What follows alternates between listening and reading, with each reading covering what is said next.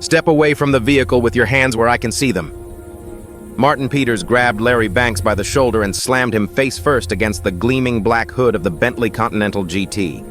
The impact sent his shopping bags tumbling across the cobblestone sidewalk, designer tissue paper spilling into the afternoon breeze. "This is a stolen vehicle," Peters announced to the growing crowd of onlookers. "We're taking you in for grand theft auto." His knee dug into Larry's spine while Terry Oliver wrenched his arms behind his back. The handcuffs clicked shut, cold metal biting into wrists that had signed a $340 million deal just hours earlier. Harvey Mills planted himself between Larry and the gathering shoppers, hand resting on his service weapon. "Nothing to see here, folks. Keep moving." But phones were already out, cameras recording every second. Larry's Italian leather loafers scraped against the street as Oliver tightened the cuffs. His tailored navy blazer bunched awkwardly around his shoulders. "Officer," he said, voice steady despite the adrenaline flooding his system, "I'm the registered owner of this vehicle. My documentation is in my wallet. You're profiling me." Peters laughed, a cruel sound that echoed off the luxury storefronts. "Profiling?" He leaned close enough that Larry could smell coffee on his breath. "How about this for probable cause? A guy like you doesn't drive a car like this unless he stole it." The Bentley key fob hung from Larry's belt loop, the silver B emblem catching the sunlight. Peters ignored it completely. 3:47 p.m. glowed on the digital clock above the bank across the street. In 13 minutes, Larry was supposed to be on a video conference finalizing the acquisition of a mid-sized tech firm. His business partner would be waiting. The board would be assembled. And here he was, handcuffed on Newberry Street, being treated like a criminal in front of dozens of witnesses. Have you ever had everything you built threatened because someone looked at your skin before they looked at your credentials? Larry's jaw clenched as he calculated the cost, professional, personal, financial, of this moment. The shopping bags at his feet held over $8,000 worth of gifts for his team. The Bentley's registration sat in the glove compartment with his name printed clearly, Lawrence E. Banks. His driver's license was in his wallet. His company ID badge was clipped to his belt.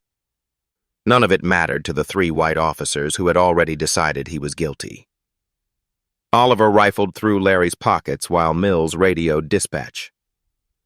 "We've got a suspicious person with a high-end vehicle," Mills reported, requesting a stolen vehicle check on a black Bentley Continental GT.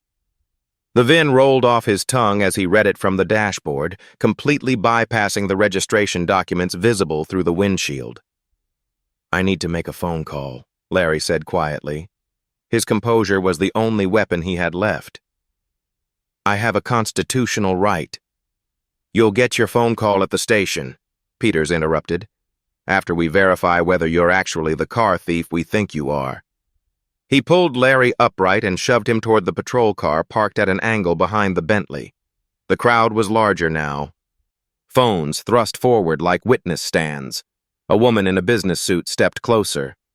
"Officer," she called out. "I've seen this man here before. He shops in this neighborhood regularly." "Ma'am, step back," Mills barked. "This is police business." His tone left no room for discussion. The woman retreated, but her phone stayed raised, recording. Larry's mind raced through scenarios. Resist and risk escalation. Comply and watch his business deal collapse. Stay silent and let the humiliation burn. Speak up and potentially provoke violence. Every choice carried weight. Every second mattered. The clock above the bank ticked to 3:48 p.m. Tonight, 3 police officers had no idea they were ending their own careers. They couldn't know that the man in handcuffs was the CEO of Banks Capital Group, a $1.2 billion private equity firm. They didn't recognize the nephew of Senator Dorothy Banks. They couldn't see that the phone call Larry would eventually make would activate a network of legal and political power that would dismantle their futures piece by piece. But right now, in this moment, Larry was just another black man being told he didn't belong. Before we continue, write in the comment section where you are watching from. If you hate seeing people judged before being heard, Please subscribe. It started 20 minutes earlier with a simple question that wasn't simple at all. Excuse me, sir. Peters had appeared seemingly from nowhere, positioning himself between Larry and the Bentley's driver's side door. His hand rested casually on his belt, fingers drumming against the leather holster. I'm going to need to see some identification for the vehicle. Larry shifted the shopping bags to his left hand and reached for his wallet. No problem, officer. Is there an issue? His tone was polite, measured. He'd been through this mental drill before. Every successful black man had. Stay calm. Don't give them ammunition. Comply, but don't grovel. Peter's eyes tracked every movement as Larry produced his driver's license and vehicle registration. The officer held them at arm's length, squinting as if the Massachusetts DMV documents were written in hieroglyphics. When did you purchase this vehicle, Mr. Banks? 3 years ago, February 2022. Larry kept his voice neutral, professional. It's registered to my business address in Cambridge. Everything should be current.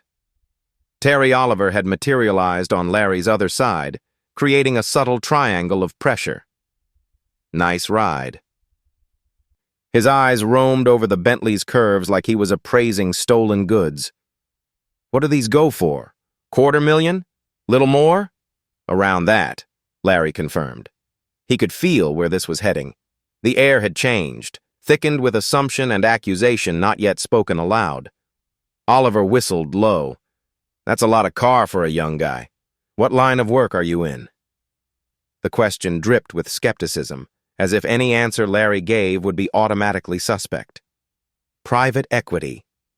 I'm the CEO of Banks Capital Group. Larry pulled out his business card, holding it toward Oliver. Our offices are at... Peters cut him off. How old are you? 28? 30? And you're driving a Bentley? His laugh had sharp edges. Come on, man. Be straight with us. I'm 34, Larry replied evenly. And yes, I worked hard to earn this vehicle. The business card remained suspended between them, unacknowledged. Oliver's refusal to take it spoke volumes. Harvey Mills joined the conversation from behind Larry, completing the encirclement. These documents look off to me. He addressed Peters, not Larry, as if the man standing there holding his own legal paperwork was invisible. The registration could be photoshopped. You can fake anything with computers these days. Larry felt his jaw tighten but kept his expression neutral. Officer, you can verify everything right there. My VIN matches the registration. My license is valid. I have the key fob. The key fob hung visibly from his belt loop, the Bentley insignia catching sunlight. I'm happy to answer any legitimate questions, but I'm not sure what the issue is here. The issue, Peters said slowly, is that someone your age driving a car like this raises questions. He handed Larry's documents to Oliver. Run these. Full background check. Something doesn't add up. What doesn't add up? Larry could feel the eyes on them now, shoppers slowing their pace, conversations dropping to whispers. I've provided everything you asked for. My documentation is legitimate. Oliver was already on his radio, calling in the VIN number. Peters ignored Larry's question entirely, his eyes fixed on the Bentley as if the car itself was evidence of criminal activity. You're being awfully defensive for someone with nothing to hide. I'm being factual. There's a difference. The afternoon sun felt suddenly oppressive. This is racial profiling, officer. You stopped me without probable cause. The cause, Peters said, stepping closer, is experience. Good cops develop instincts. His voice dropped lower, meant only for Larry. And my instincts are telling me this whole situation is wrong. Peters keyed his radio without breaking eye contact with Larry. Dispatch, this is Unit 47. I need backup at Newberry and Dartmouth. His voice carried across the sidewalk, loud enough for the growing cluster of pedestrians to hear. We've got a suspicious individual refusing to cooperate. Possible vehicle theft in progress. Larry's stomach dropped. "Officer, that's not true. I've cooperated with everything you've asked."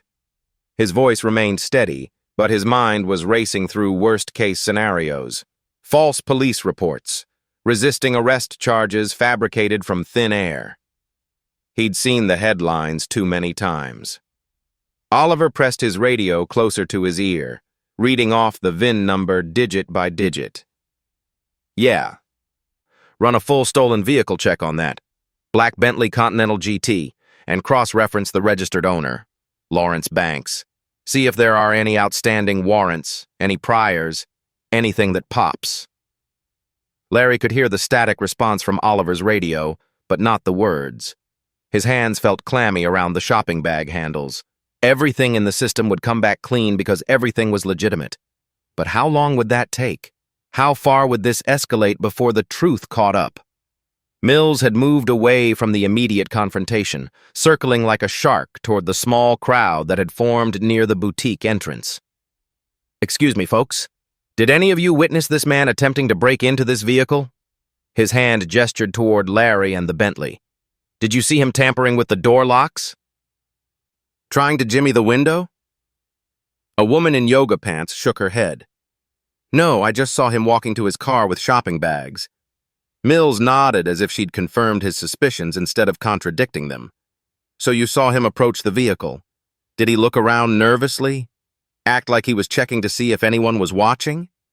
"That's not what I said," the woman protested, but Mills had already moved on to an elderly man with a designer dog on a leash. "Sir, did you notice anything suspicious about this individual's behavior? The way he was dressed? Whether he seemed to belong in this neighborhood?" Larry watched the interrogation unfold, each leading question a brick in a wall of false narrative. His phone buzzed in his pocket, probably David calling about the 4 p.m. meeting. The meeting that was now 12 minutes away and completely impossible to attend. Peter stepped closer, invading Larry's personal space. "You're making this harder than it needs to be. Just admit you borrowed the car from someone. Maybe a friend. Maybe someone who doesn't know you took it. We can work with that. But if you keep lying to us, I'm not lying." Larry's jaw clenched. "Every word you're saying is being recorded on your body camera, and it's all false." Oliver lowered his radio, his expression darkening. "Dispatch confirms no stolen vehicle report." He paused, and Larry felt a flash of relief that died instantly with Oliver's next words. But the registration could still be fraudulent. "Dispatch is contacting the dealership to verify purchase records." "That'll take hours," Larry said, his professional composure cracking slightly. "This is unlawful detention. You have no probable cause." Peters smiled, but there was nothing friendly in it. "We have plenty of cause. An uncooperative suspect with questionable documentation and a defensive attitude." His hand moved to his handcuffs. "That's more than enough." Phones were up now, at least a dozen of them, recording from different angles. A young woman had her camera pointed directly at the scene, her thumb moving across her screen. Larry could see the word "live" in red letters on her display. The situation was spiraling, and there was nothing he could do to stop it. "Turn around. Hands behind your back." Peters didn't wait for compliance. He spun Larry by the shoulder, yanking his arms backward with unnecessary force. The handcuffs clicked shut, tighter than they needed to be. Metal edges bit into Larry's wrists as Oliver grabbed his elbow and steered him toward the patrol car parked at an aggressive angle behind the Bentley. The shopping bags hit the cobblestone sidewalk with a soft thud. Tissue paper scattered in the breeze, designer boxes tumbling open. A Mont Blanc pen set spilled across the pavement. A leather portfolio landed face down in a puddle from yesterday's rain. "We need to search the vehicle for weapons and contraband," Mills announced to no one in particular. His hand was already on the Bentley's door handle. "You don't have my consent," Larry said, twisting to look back. "You need a warrant to search my property." "We have probable cause," Peters shot back. "That's all we need." He shoved Larry's head down, not gently, as he pushed him into the back seat of the patrol car. "Watch your head." The door slammed shut with a finality that made Larry's chest tighten. The back seat smelled like disinfectant and desperation. No door handles on the inside, plexiglass partition separating him from the front. Larry shifted, trying to find a position that didn't make the handcuffs dig deeper into his wrists. Through the window, he watched Mills pop open the Bentley's trunk while Oliver rifled through the glove compartment. A woman stood at the front of the growing crowd, her phone raised high. Amanda Foster, though Larry didn't know her name yet. She was a freelance journalist who'd been walking to a coffee shop when she'd seen the commotion. Her thumb moved across her screen with practiced efficiency. Live. Boston police detain black man for stealing his own Bentley on Newberry Street. This is disgraceful. The tweet posted with a video feed showing Larry in the back of the patrol car, officers tearing through his vehicle in the background. Within 90 seconds, the retweets started. Within 3 minutes, it had been shared 200 times. Within 5 minutes, local news outlets were monitoring the feed. Larry watched it all through smudged plexiglass. Watched strangers angle their phones for better shots of his humiliation. Watched Mills pull out his gym bag and dump the contents onto the street. Workout clothes, protein powder, a towel. Watched Oliver hold up his laptop like it was evidence of something criminal rather than a tool he used to run a billion-dollar company. A teenager in Red Sox cap snapped a photo. An older woman shook her head but kept recording. A man in a business suit had his phone pressed to his ear, describing the scene to someone on the other end. "This is Lawrence Banks, CEO of Banks Capital Group," Amanda narrated into her camera. "He owns this vehicle. He has all the proper documentation. And Boston PD just handcuffed him and threw him in a patrol car like a criminal." Her voice carried across the street, clear and damning. Larry's phone, still in the Bentley's center console, buzzed repeatedly. David calling, the board calling, the Tokyo investors calling. Each missed call was another domino falling in a deal that had taken 8 months to structure. 3:58 p.m. The bank clock mocked him through the patrol car window. Peters found Larry's business card holder in the Bentley's center console. He flipped it open, read the embossed text, and his expression flickered just for a second, with something that might have been doubt. Then he snapped it shut and shoved it in his pocket. The crowd had swelled to at least 30 people now. Every single one of them had a phone out. Every single one of them was witnessing how easily a black man's dignity could be stripped away on a sunny afternoon in one of America's most progressive cities. Larry closed his eyes and tried to breathe steadily.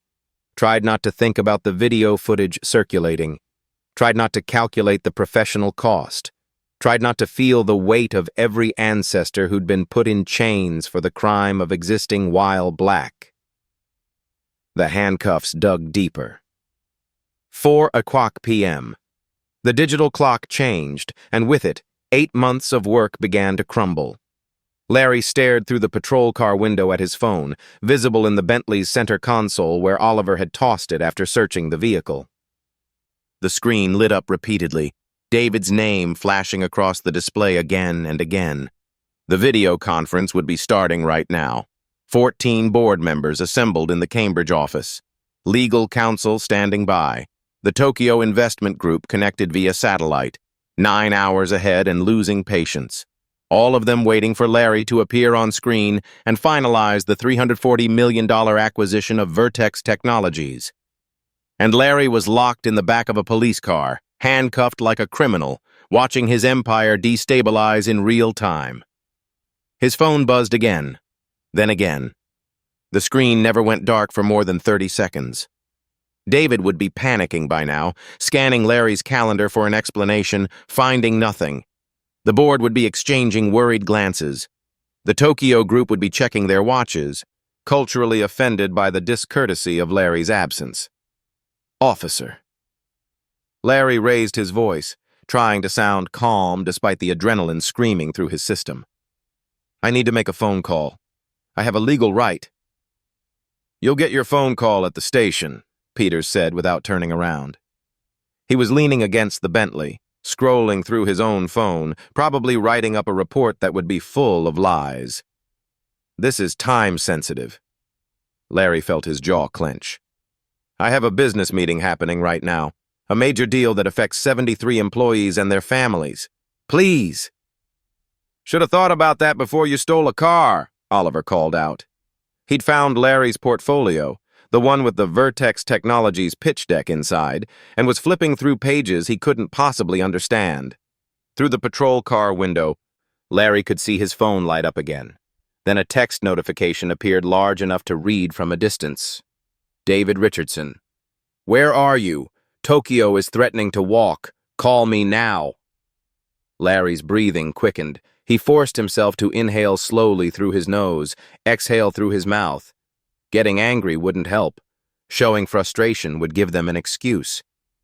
He'd seen too many videos of black men losing their composure in situations like this, and losing their lives because of it. Stay calm. Stay alive. Deal with the consequences later. But the consequences were astronomical. Vertex Technologies had 3 other buyers circling. The Tokyo Investment Group had already delayed once due to market conditions. If this deal fell through, the firm's reputation would take a hit that could take years to recover from. Competitors would smell blood in the water. 4:07 p.m. 7 minutes late. The Tokyo investors would be conferring among themselves now, deciding whether this was worth their time. Larry's phone rang again. This time the caller ID showed. Senator Dorothy Banks, his aunt. Someone must have already told her what was happening. Someone had seen Amanda Foster's live stream. Peters glanced at the Bentley, saw the name on the screen, and his expression shifted, just slightly. A flicker of recognition. A seed of doubt. But he didn't move to retrieve the phone. Mills had moved to the driver's side of the patrol car, settling into the front seat. So what do you think? He asked Oliver through the open window. Take him in for processing or let him sweat a bit longer? Let's wait for the dealership to confirm the purchase records, Oliver replied. Make sure everything checks out before we make any decisions. That could take hours, Larry said, his voice tight. You've already confirmed the car isn't stolen. You have no legal basis to hold me. We have plenty of basis, Peters said, finally looking back at Larry. Suspicious behavior, questionable documentation, failure to provide satisfactory answers to our questions. I provided every answer you asked for. The frustration was leaking through now, despite Larry's best efforts. You're manufacturing probable cause because you don't like what you see. What we see, Mills said slowly, is a guy who's getting awfully worked up for someone who claims to be innocent. Larry bit back the response that wanted to escape, forced his face into neutrality, watched his phone light up again with another missed call. 4:13 p.m.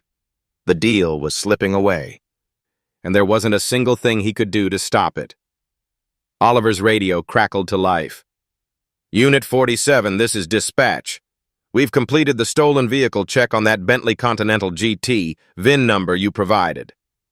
Peters straightened, hand moving to his own radio. The crowd pressed closer, phones still recording. Amanda Foster adjusted her angle to capture the officers' faces. Go ahead, dispatch, Oliver responded. Vehicle is not flagged as stolen. Registration shows active and current, registered to Lawrence Edward Banks at 428 Memorial Drive, Cambridge, Massachusetts. Same address as the driver's license on file. No warrants, no priors. Record is clean. The words hung in the air. Larry felt a surge of vindication so strong it made his chest ache. There it was. Proof. Incontrovertible evidence that everything he'd been saying was true. They'd have to release him now. They had to. Peters and Oliver exchanged a look. Something passed between them, a silent conversation that Larry couldn't quite read but didn't like at all. Copy that, dispatch. Oliver lowered his radio, but his expression didn't change. He walked over to Peters, and they spoke in voices too low for Larry to hear. Mills joined them, the 3 officers forming a tight huddle beside the Bentley. Larry watched through the plexiglass, his hope slowly curdling into dread. Peters broke away from the group and approached the patrol car. He opened the rear door but didn't unlock Larry's handcuffs. "Here's the situation," he said, his tone maddeningly calm. "The vehicle registration appears to be in your name, but that doesn't necessarily mean the registration itself is legitimate." "What?" Larry couldn't stop the disbelief from bleeding into his voice. "Dispatch just confirmed—" "They confirmed what's in the system," Peters interrupted, "but registration documents can be fraudulent. We've seen cases where people forge DMV paperwork to cover up stolen vehicles. It's sophisticated, but it happens. This is insane." Larry leaned forward as much as the handcuffs would allow. "You have zero evidence of fraud. Everything has checked out. You need to release me right now." Oliver appeared behind Peters. "Look, Mr. Banks, we're just trying to be thorough here, for your protection as much as ours. We're going to contact the dealership where you claim to have purchased the vehicle and verify the transaction. Once that's confirmed, you'll be free to go." "That could take hours," Larry said. "Days, even. You know that. This is unlawful detention." "It's due diligence," Peters corrected. "We have reasonable suspicion based on the totality of circumstances. Your age, the value of the vehicle, your defensive behavior." "My defensive behavior?"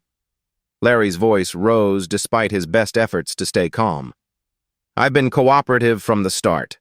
You've been hostile, dismissive, and you've violated my rights repeatedly. This entire encounter is on body camera. Every word, every lie you've told." Mills joined the conversation, leaning against the car doorframe.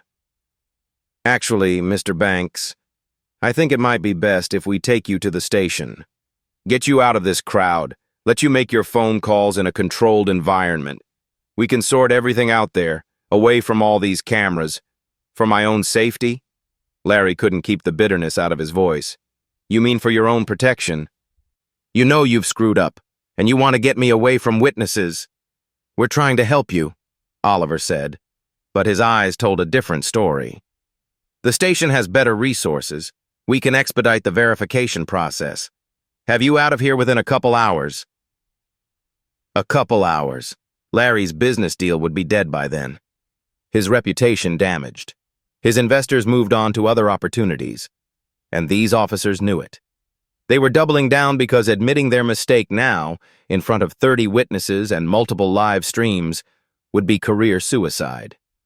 So instead, they'd compound the violation, drag him to the station, make him wait in a holding cell while they slowly confirmed what they already knew to be true, buy themselves time to craft a narrative that might salvage their careers. "This is textbook unlawful detention," Larry said quietly. "False arrest. Civil rights violation. You're digging yourselves deeper with every second." Peter's jaw tightened. "That sounds like a threat, Mr. Banks." "It's a fact," Larry replied. "And it's being recorded by everyone here." "Then you'll have plenty of evidence for your lawyer," Peters said, slamming the car door shut. He turned to Oliver and Mills. "Let's transport him, get him processed, and run every check we can, by the book." Through the window, Larry watched Amanda Foster's live stream counter tick upward. 8,429 viewers, then 8,847, then 9,203. The truth was spreading faster than the officers could contain it. But Larry was still in handcuffs, still trapped, still watching his life's work crumble while 3 cops protected their pride. The crowd had swelled to nearly 50 people by the time Peters made his decision. They lined the sidewalk 3 deep, phones raised like protest signs. Amanda Foster's live stream had climbed past 12,000 viewers, and the comment section had become a rolling wall of outrage. "Let him make a phone call," someone shouted from the back. "This is America, not a police state." A man in a suit, a lawyer based on his briefcase and confident stance, stepped forward. "Officer, I'm an attorney and I'm observing multiple constitutional violations here. This man has been detained for over 40 minutes without access to legal counsel." "Sir, step back," Mills warned, but his voice lacked conviction. The situation was spiraling beyond their control, and everyone could feel it. Peters approached the patrol car, his jaw working like he was chewing glass. He yanked open the door. One phone call. Make it quick. He pulled Larry out of the back seat, the handcuffs still locked tight around his wrists. Larry's shoulders ached from the awkward position. His wrists were numb where the metal had cut off circulation. He flexed his fingers, trying to restore feeling. I need you to retrieve my phone from my vehicle. Peters stalked to the Bentley, grabbed Larry's phone from the center console and thrust it toward him. Who are you calling? Your lawyer? That's my right, Larry said evenly. He had to angle his body awkwardly to access the phone with his hands cuffed behind his back. Peters had to unlock one cuff temporarily, keeping Larry's left wrist secured while his right hand dialed. The phone rang twice before a crisp voice answered. Rebecca Lawson. Rebecca, it's Larry. I need you to listen carefully. Larry spoke slowly, clearly, aware that the body cameras were still recording. I'm being detained by Boston PD at Newberry and Dartmouth. I've been handcuffed and held for over 40 minutes despite providing valid documentation proving I own my vehicle. They're claiming my registration might be fraudulent even though dispatch confirmed it's legitimate. There was a pause. Then Rebecca's voice turned sharp as surgical steel. Are you injured? No. But they're threatening to transport me to the station for processing. This is unlawful detention, Rebecca. False arrest. I need you to... Don't say another word, Rebecca cut him off. Not one more word. Do you understand me? I'm recording this call right now. Her voice shifted, becoming louder, clearly meant for anyone listening. My client is invoking his right to remain silent and his right to counsel. Any further questioning constitutes a violation of his Fifth Amendment rights. Larry heard the click of her phone switching to speaker mode. Then, rapid typing in the background. Give me the badge numbers of the officers detaining you, she said. Larry read them off Peter's uniform. Peter's face had gone pale, his earlier confidence evaporating. Got it. Rebecca's voice was all business now.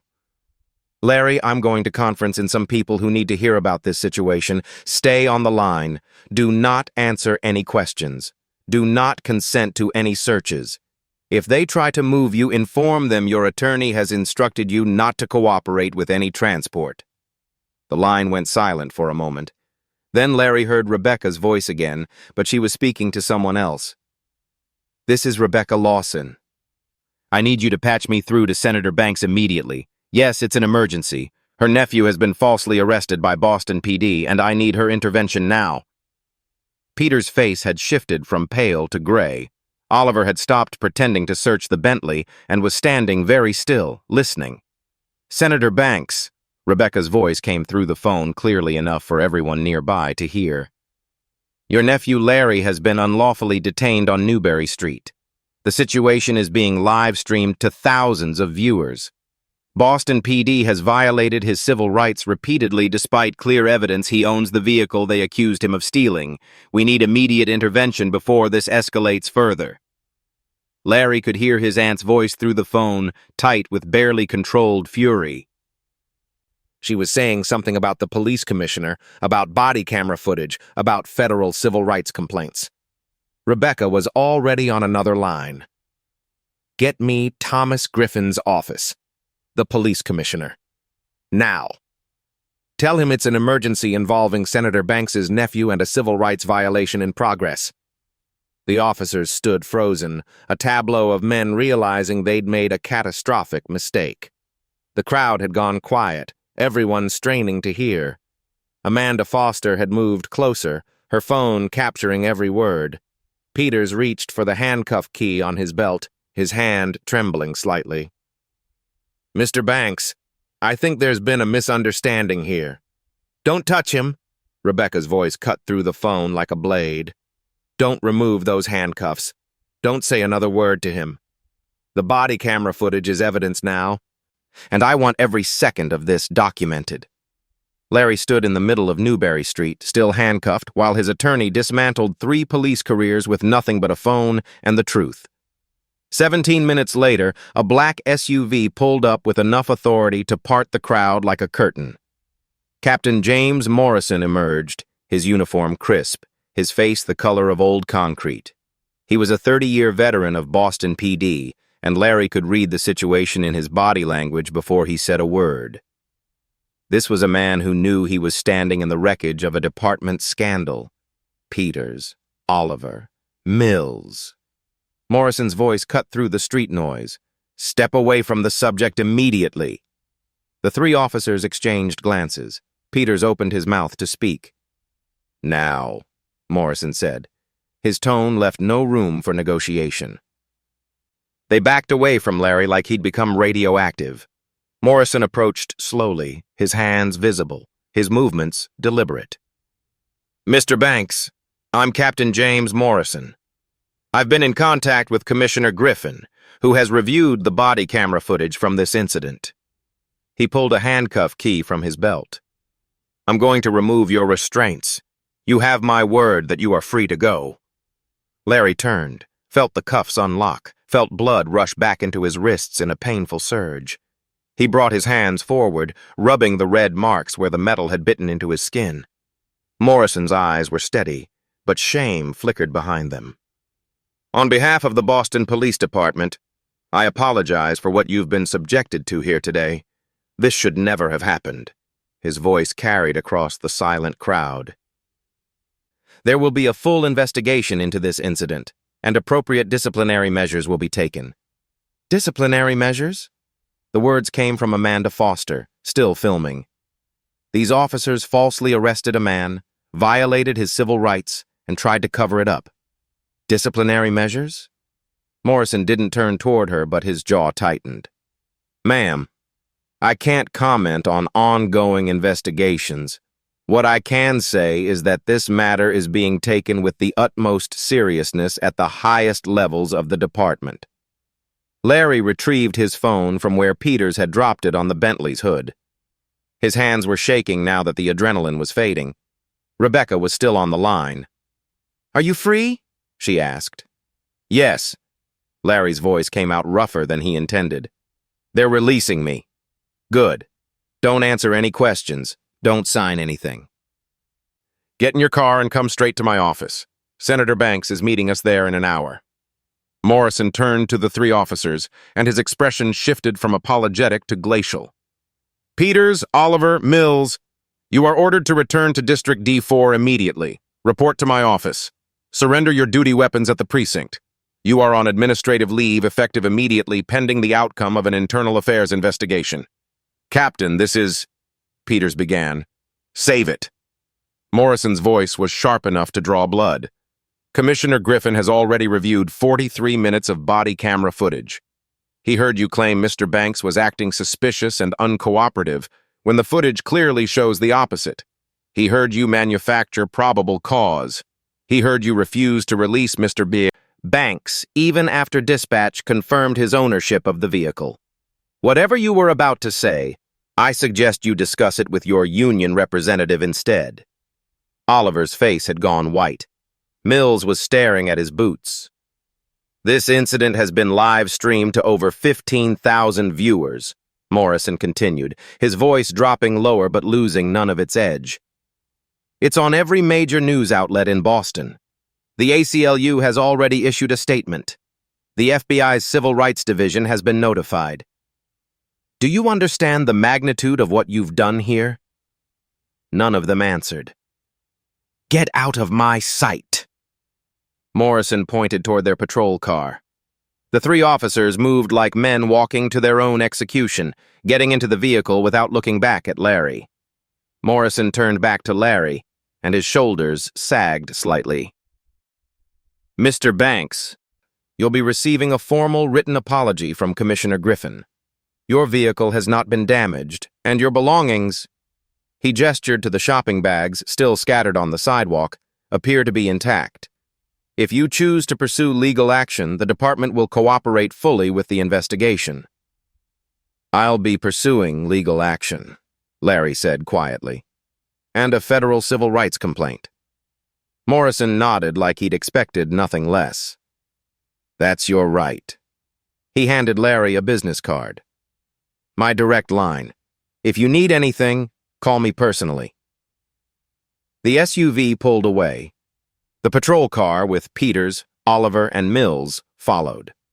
The crowd began to disperse slowly, phones still recording, conversations buzzing with disbelief and anger. Larry stood beside his Bentley, free but not whole, vindicated but not unscathed. The clock above the bank read 4:37 p.m. The deal was dead, but the reckoning had only just begun. The Internal Affairs conference room smelled like stale coffee and impending consequences. Lieutenant Sarah Douglas sat at the head of the table, flanked by 2 investigators and a representative from the city's legal department. On the wall-mounted screen, body camera footage played in brutal high definition. Timestamp 3:32 p.m. Peters approaching Larry Banks beside the Bentley, hand already on his belt holster. The audio was crystal clear. I'm going to need to see some identification for the vehicle. Douglas paused the video. Already problematic. What's the stated probable cause for the initial contact? One of the investigators checked his notes. Peters' report claims Mr. Banks was acting suspiciously near an expensive vehicle in a manner inconsistent with legitimate ownership. Douglas resumed the footage. They watched Larry produce his license and registration, watched Peters examine them with obvious skepticism, watched the questioning become interrogation. Timestamp 3:39 p.m.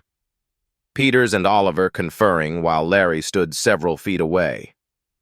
The body camera microphone picked up their conversation clearly. I don't care what his papers say. Something's off. Peters' voice, low but audible. Guy's too young for this ride. Too clean.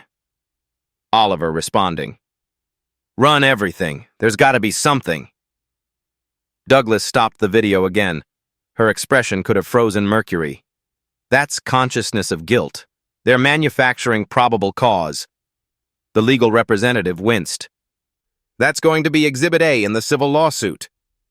The footage continued. Timestamp 3:44 p.m.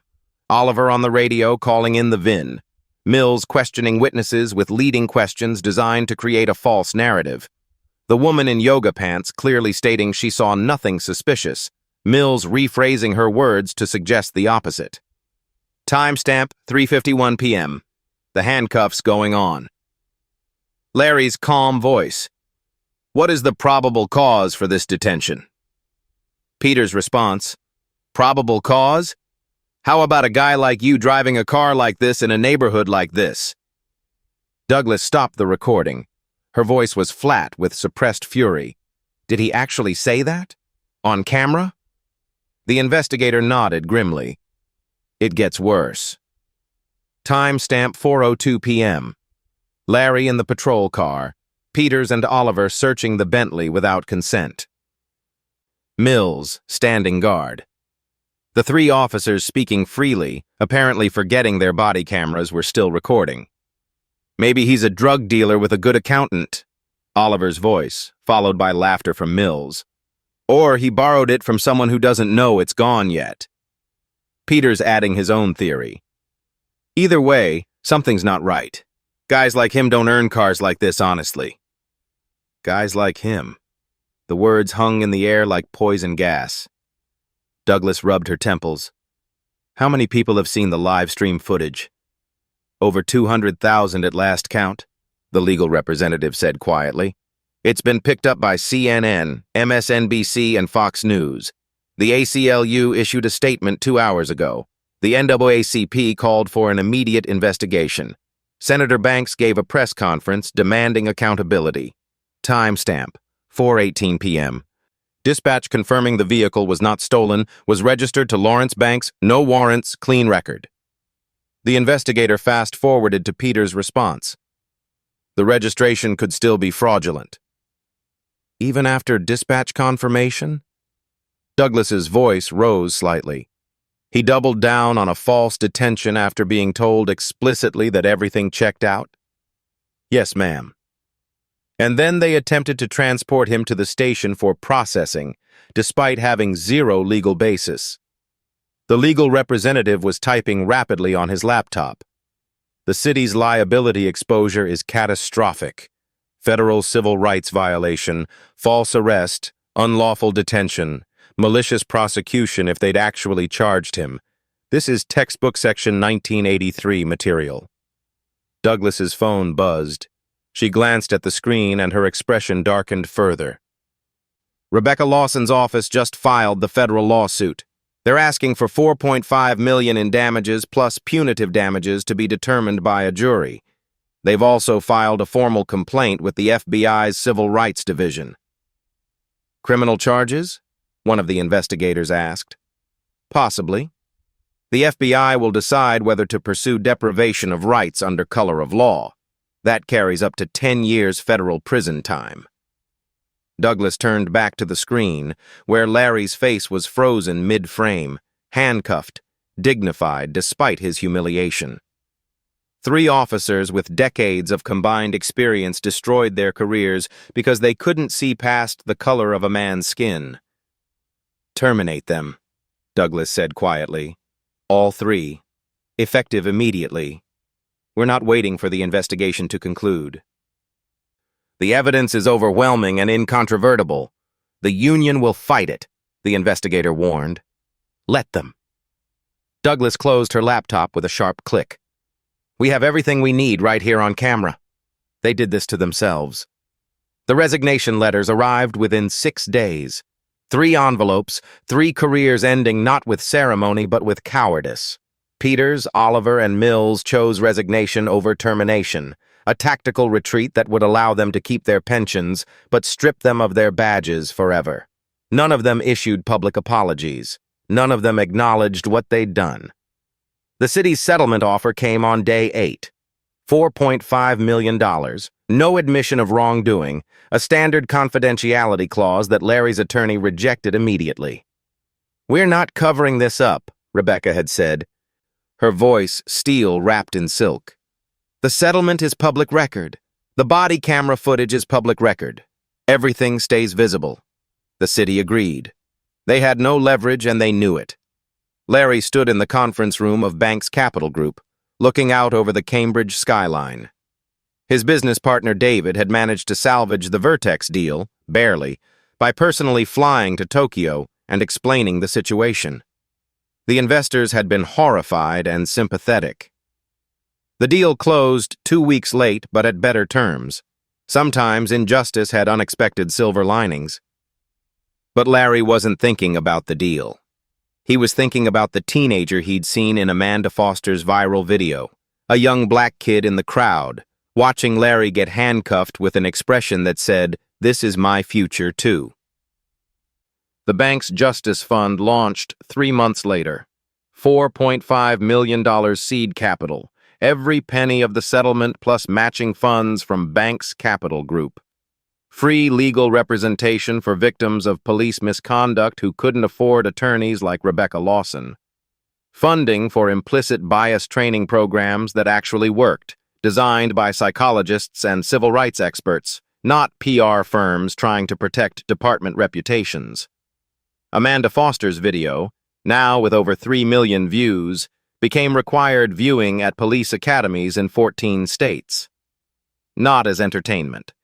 As a cautionary tale about how quickly bias becomes brutality, how easily power becomes abuse. 6 months after the incident, Larry stood at the podium in Boston City Hall. The city council chamber was packed. Cameras lined the back wall. Senator Dorothy Banks sat in the front row, her expression proud and pained in equal measure. Larry adjusted the microphone and began. 6 months ago, I was handcuffed on Newbury Street for the crime of owning a car while black. I had every advantage our society offers. I'm a CEO. I'm educated. I have wealth, connections, political power. My aunt is a United States Senator. I had documentation proving my ownership. I had witnesses recording everything. And I was still treated like a criminal. His voice carried across the silent chamber. Now imagine someone without those advantages. Imagine a young black man who doesn't have an attorney on speed dial. Who doesn't have a senator for an aunt? Who doesn't have millions of dollars in the bank? What happens to him when 3 officers decide he doesn't belong? What happens when there's no viral video, no public outcry, no consequences? He paused, letting the question hang. I'll tell you what happens. He gets arrested. Maybe he gets beaten. Maybe he gets a criminal record that follows him forever, destroying his chances at employment, at housing, at a normal life. Maybe he becomes another statistic. Maybe he becomes another hashtag. That's what the bank's Justice Fund is designed to change. We're providing free legal defense to people who can't afford to fight back. We're funding training programs that teach officers to see people, not threats. We're creating accountability systems that don't wait for viral videos to demand justice. Larry's hands gripped the podium. What happened to me was wrong. But what happens every day to people without my resources is a travesty. This isn't about revenge. This is about reform. This is about making sure the next person who gets profiled has someone in their corner fighting for them. The chamber erupted in applause. Larry saw tears on some faces, anger on others, hope on many. As he stepped away from the podium, he thought about Peters, Oliver, and Mills. They'd lost their jobs but kept their freedom. They'd never face criminal charges. The FBI had declined prosecution, citing insufficient evidence of willful intent. But their names were forever attached to a viral video showing exactly who they were. That was its own kind of justice. Larry walked out of City Hall into a bright afternoon. His Bentley was parked legally at the curb, no officers questioning his right to own it. Small victories, but victories nonetheless. The work was just beginning.